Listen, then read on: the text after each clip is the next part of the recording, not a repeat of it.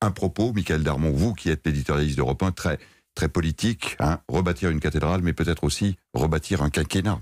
En tout cas, déjà rebâtir une séquence de communication. Hein, et il n'a pas pris 5 ans, mais il s'est donné 6 minutes pour le faire.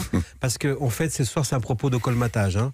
Il est bien clair que les propos qu'il tient avec lyrisme, avec force, avec émotion, tels que vous l'avez dit, étaient tenus déjà dès hier soir sur le roman national, sur le récit, sur ce qui fait la France, la capacité de surmonter les épreuves. La question se pose, pourquoi avait-il besoin de le répéter ce soir devant toute la nation? Certes, on le sait, on l'a compris de la part de ses équipes, il a été sincèrement touché, le président de la République, parce qu'il l'a vu hier soir. Mais il s'est passé également quelque chose, et il a abordé également, il y a eu aussi un loupé technique qui fait que le texte de son allocution qui a été annulé pour cause d'incendie a été diffusé par erreur dans les médias. Il l'a envoyé balader dans une sorte de revers de manche en disant le tumulte politique, on verra plus tard. Bien sûr, mais je peux vous dire ce qui l'a mis beaucoup en colère aujourd'hui, parce qu'évidemment cela a pollué complètement une séquence où on disait il n'est pas question que les annonces soient dans la presse 10 jours avant.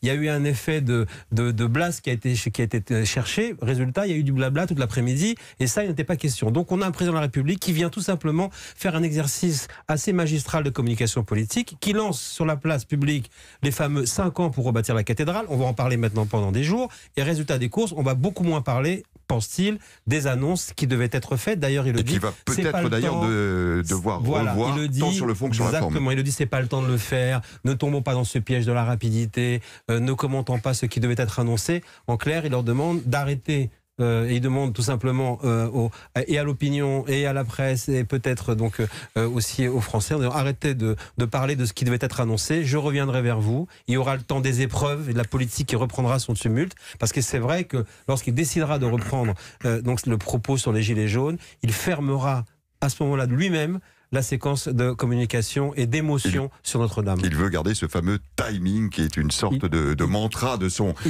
quinquennat. Oui.